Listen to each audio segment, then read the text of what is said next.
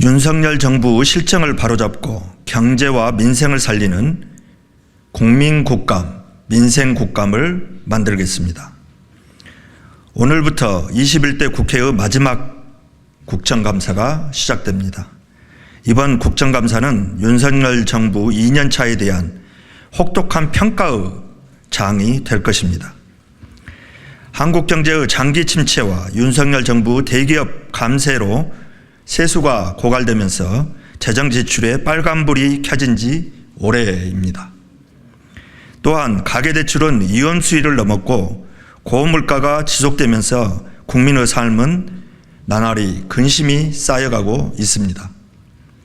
하지만 취임 이후 거듭된 국정난맥과 무능, 인사참사와 굴욕 외교에 대한 국민은 진절미를 내는데 윤석열 정부는 전 정부 탓, 야당 탓마다 하는 파렴치한 모습을 보이고 있습니다. 더욱이 윤석열 정부 관심은 오직 내 편 챙기기, 일본 챙기기, 처가 챙기기 밖에 없습니다. 더불어민주당이 바로잡겠습니다. 윤석열 정부 실정과 무능, 무책임을 낱낱이 파헤쳐 국민의 삶과 국가 비리를 지키겠습니다. 바닥 모르고 추락하는 경제와 민생을 챙기겠습니다. 윤석열 정부 손에 무너지는 대한민국의 미래를 지키겠습니다.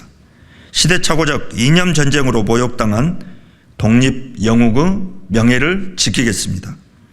무능과 무책임으로 일관하는 윤석열 정부 독성과 불통에 맞서 더불어민주당이 경제와 민생을 챙기는 국민국감, 민생국감을 만들어내겠습니다. 다음은 군 초급 간부 처우 개선에 대한 문제입니다.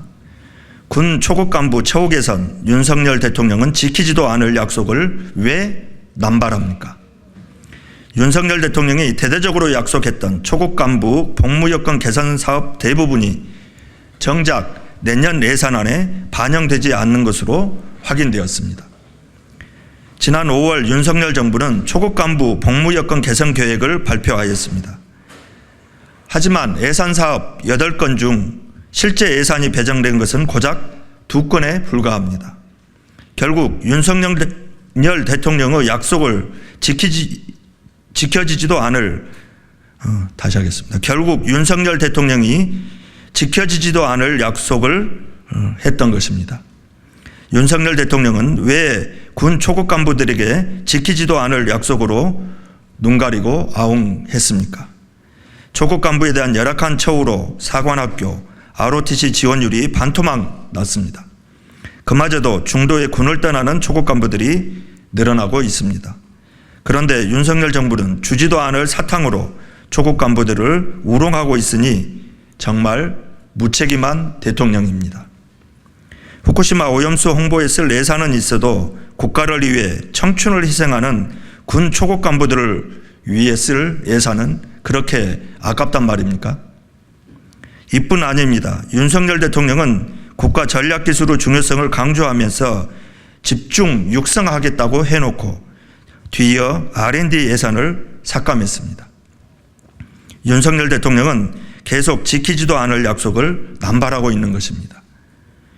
윤석열 대통령이 국민과 약속을 대하는 자세가 어떠한지 확인하면서 참담함을 금할 수 없습니다. 대통령이 앞장서서 정부에 대한 국민의 신뢰를 무너뜨리고 희망을 절망으로 바꾸고 있다니 기가 막힐 따름입니다. 사기가 곧 전투력입니다. 말로만 안보, 입으로만 국방 외치지 마시고 군 초급 간부들의 처우 개선 약속부터 지키십시오.